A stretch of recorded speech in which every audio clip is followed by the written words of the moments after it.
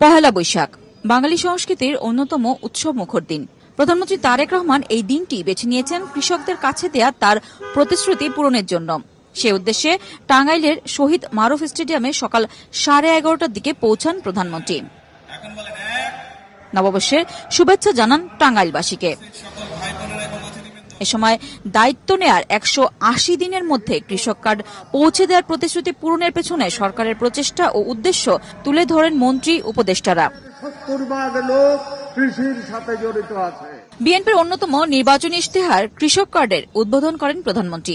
সরকার প্রধান বলেন, কৃষককে আত্মনির্ভরশীল ও সচ্ছল হিসেবে গড়ে তোলা বর্তমান সরকারের লক্ষ্য। আপনারা বিএনপির উপরে বিগত নির্বাচনে আস্থা রেখেছেন, ইনশাআল্লাহ এই সরকার আপনাদের সেই আস্থার পূর্ণ মর্যাদা দিবে। আজকের এই অনুষ্ঠানে আমি বলতে চাই, এখন আমাদেরকে দেশ গড়ার সময়।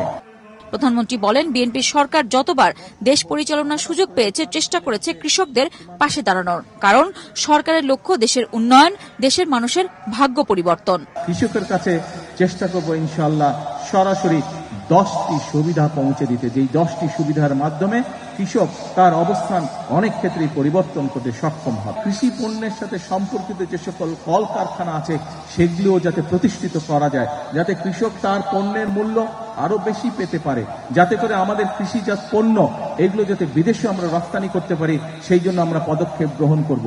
এই দেশের প্রধান পেশাই হচ্ছে কৃষি। আমি ব্যক্তিগতভাবে বিশ্বাস করি, বাংলাদেশ জাতীয়তাবাদী দল বিশ্বাস করে, বর্তমান বাংলাদেশের মানুষের ভোটে নির্বাচিত বিএনপি সরকার বিশ্বাস করে যে এই দেশের কৃষক যদি সচ্ছল থাকে, এই দেশের কৃষক যদি বেঁচে থাকে, এই দেশের কৃষক যদি ভালো থাকে, তাহলে সমগ্র বাংলাদেশ ভালো থাকতে পারবে।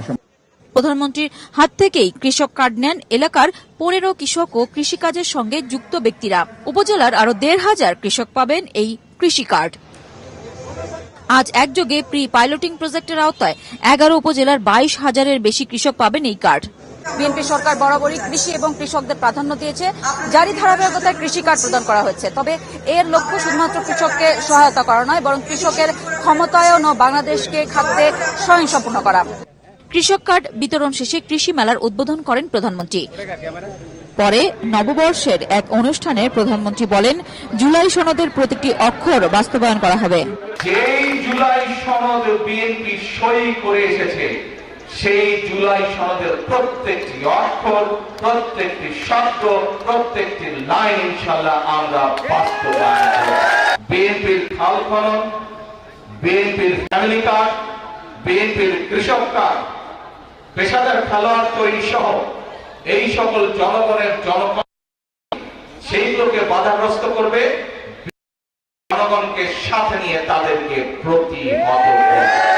আজকে আমাদেরকে সতর্ক থাকতে হবে, কারা শহীদের ভুল, কাদের উপরে আবার ভিড় করছে।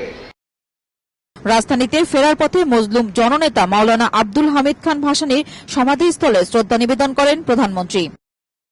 নুরুন্নাহার বিডি, মাছরাঙা সংবাদ, টাঙ্গাইল।